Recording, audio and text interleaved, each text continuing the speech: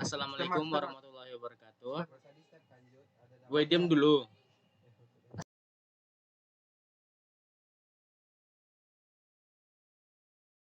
Assalamualaikum. Pertama-tama perkenalkan, nama saya Muhammad Irsad Rahbani dari kelas 11 TKJ Telkom, dan hari ini saya akan menjelaskan kepada pemirsa bahwasanya saya akan mengkonfigurasi file server di VirtualBox pada sistem operasi Linux Debian 11. Check it out ya. Pertama-tama kita akan import terdahulu file Debian Fresh TKJ yang sudah kita buat sebelumnya, yang sudah kita instalasi lah ya. Kita import ke VirtualBox ini.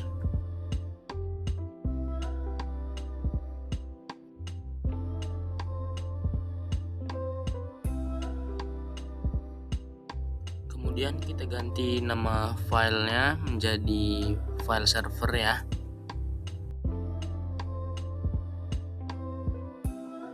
Yang perlu diperhatikan di sini teman-teman, untuk kapasitas RAM ya, sangat disarankan itu di atas 512 MB, karena jika kekecilan untuk kapasitas RAM-nya itu sistem bisa nge-crash atau lemot nanti waktu kita konfigurasi Debian-nya. Lalu untuk jaringan atau network adapter, kita memilih yang pertama itu attach to bridge adapter, karena kita ingin membuat Debian kita itu seolah-olah komputer asli di jaringan ya. Jadi laptop lain dan HP lain yang tersambung di satu WiFi itu bisa terhubung ke server Debian ini.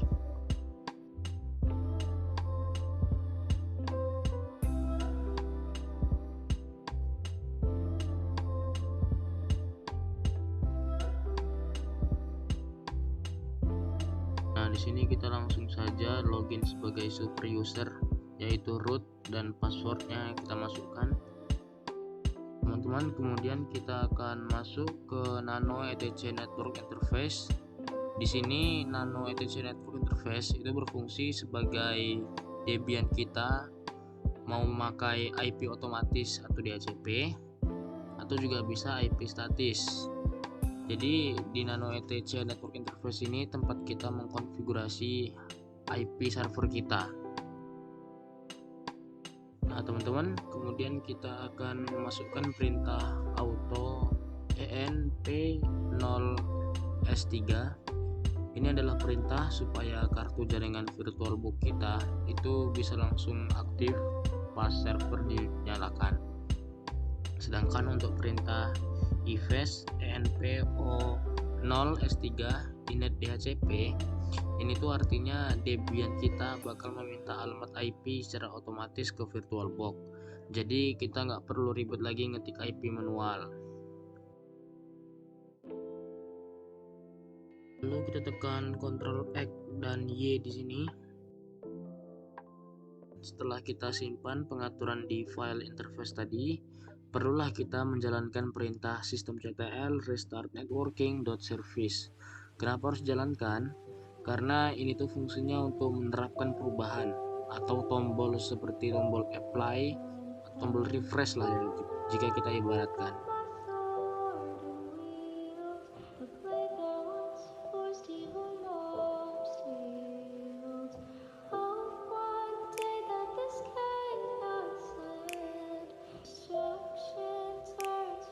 Kemudian kita memasukkan perintah IPA untuk mengecek apakah Debian kita sudah mendapatkan IP. Nah ternyata sudah ya teman-teman, yaitu IP-nya itu yang nomor 2 enp0s3, itu tepatnya pada inet 192.168.1.10. Maka kita akan langsung saja memerintahkan untuk ping google.com untuk mengecek apakah server kita itu sudah ada jaringan ke internet. Alhamdulillah berhasil ya teman-teman. Maka jika sudah berhasil ping google.com-nya, kita akan langsung ke command prompt atau cmd prompt di Windows laptop kita ya teman-teman.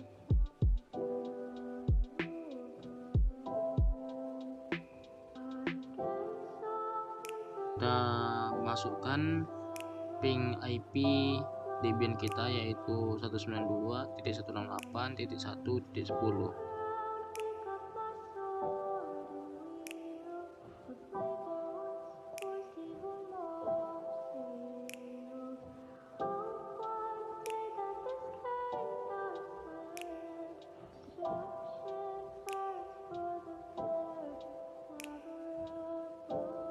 teman-teman, maka selanjutnya kita langsung saja mengetik ipconfig untuk mengecek IP pada perangkat kita saat ini, yaitu laptop ya. Dan ketahuan di situ yang paling bawah 192.168.1.7 itu adalah IP laptop kita ya teman-teman. Maka kita akan balik lagi ke Debian untuk mengeping IP laptop kita. Apakah bisa? Langsung saja ping 192.168.1.7.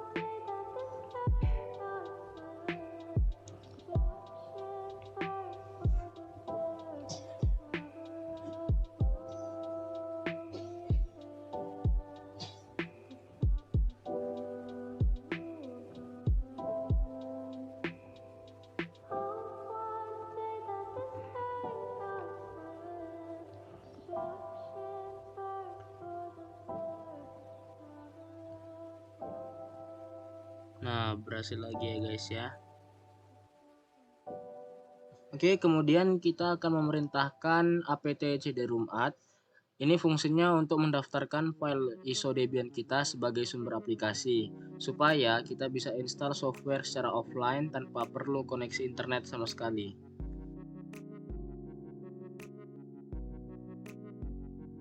Oke, yang pertama kita masukkan DVD yang pertama dulu, DVD 1. Kita tekan enter aja tadi dari device yang kiri atas. Ini lagi di scan. Nah, sudah selesai, kita langsung tekan apt cd-room dengan menekan tombol panah atas.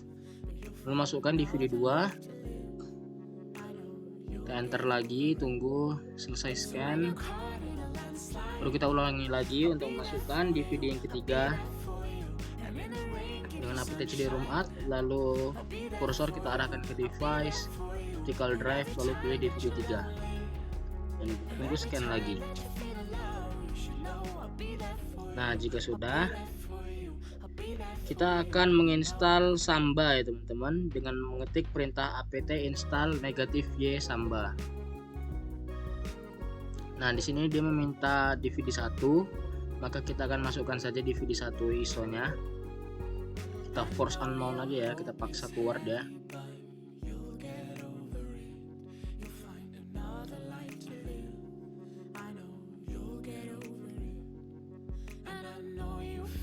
Ya teman-teman, lupa saya sebutkan apa sih fungsi perintah tadi itu. Jadi perintah apt install -y Samba itu fungsinya untuk memasang aplikasi Samba agar Debian kita itu bisa berbagi file dengan Windows kita.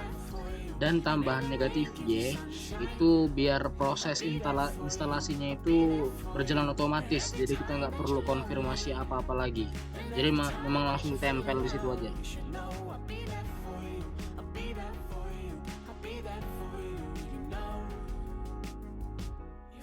Jika proses instalasi sudah selesai, maka kita akan mengecek status Sambanya dengan memerintahkan systemctl status smbd.service. Ini fungsinya untuk mengecek apakah layanan Samba kita sudah aktif dan bisa berjalan normal.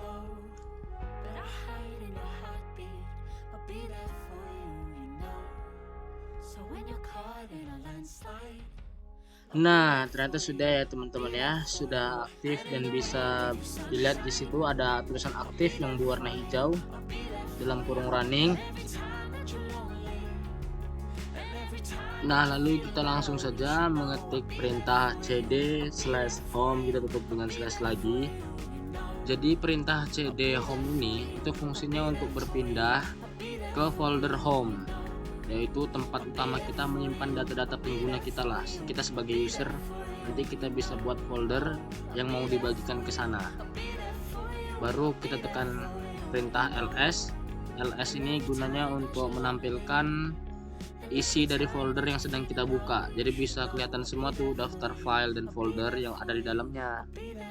Baru kita tekan lagi perintah mkdir. Ini bebas setelahnya itu, tapi di sini karena taki.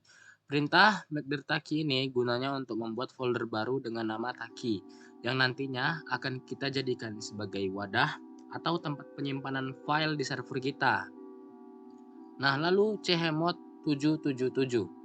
Perintah chmod 777 taki ini fungsinya untuk memberikan izin akses penuh kepada siapa saja agar bisa membaca, menulis, dan menghapus file di dalam folder Taki tersebut tanpa terhalang sistem keamanan.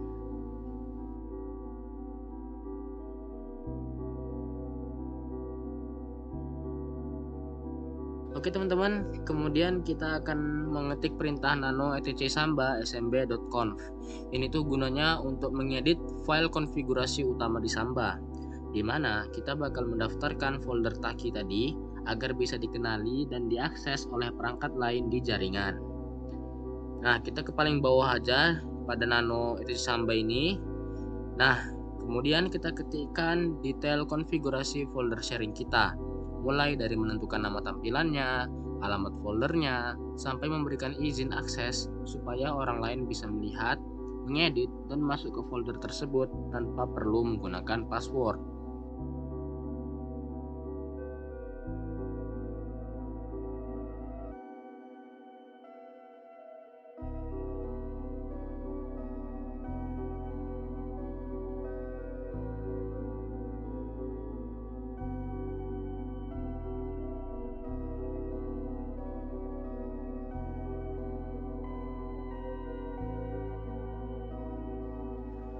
Lalu tidak lupa kita tambahkan perintah systemctl restart smbd.service. Ini wajib kita jalankan untuk merefresh layanan Samba agar semua yang kita ketik tadi itu disimpan dan bisa langsung aktif ya teman-teman. Nah, setelah itu teman-teman, kita akan mengetik perintah touch confess.txt. Ini tuh gunanya untuk menciptakan file teks kosong secara instan di dalam folder kita sebagai bahan percobaan saat kita mencoba koneksi dari perangkat lain. Nanti saya akan mencoba koneksikan dari HP saya ya teman-teman.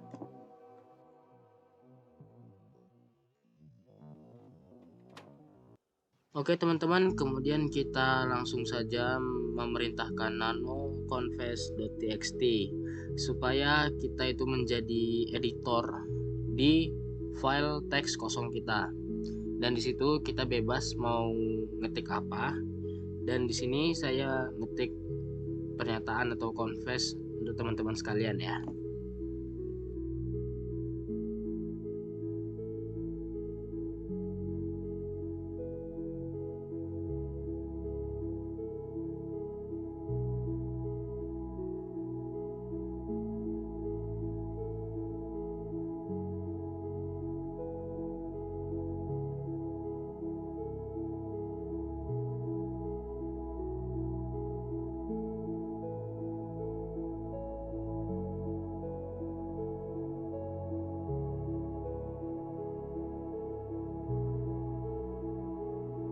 Oke teman-teman, jika sudah kita langsung saja menekan Ctrl X dan Y untuk menyimpan.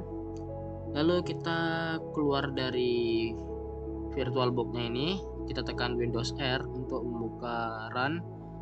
Lalu di run itu kita garis miring kiri 2 kali, ditekan, baru kita masukkan IP Debian kita, yaitu 192.168.1.10. Lalu kita tekan aja OK.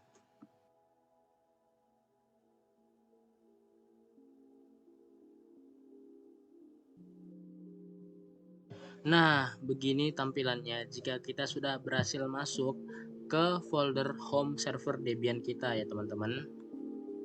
Kita langsung dapat melihat apa yang kita ketik tadi ya teman-teman di touchconfess.txt. Itu bisa dibaca di server hostnya atau laptop kita, bukan cuma di server Debiannya aja. Ini saya akan coba melakukan koneksi dari handphone ya teman-teman. Apakah bisa juga?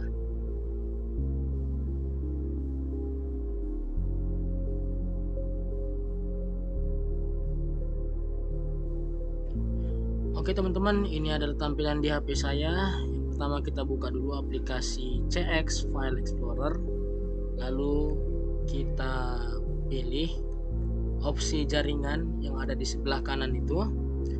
Lalu kita pilih lokasi baru, lalu remote, lalu SMB, dan kita masukkan IP server Debian kita. Setelah itu centang tombol anonim agar lebih simpel. dan bisa dibaca guys. Yeay. Ore ore ore ore ore ore ore.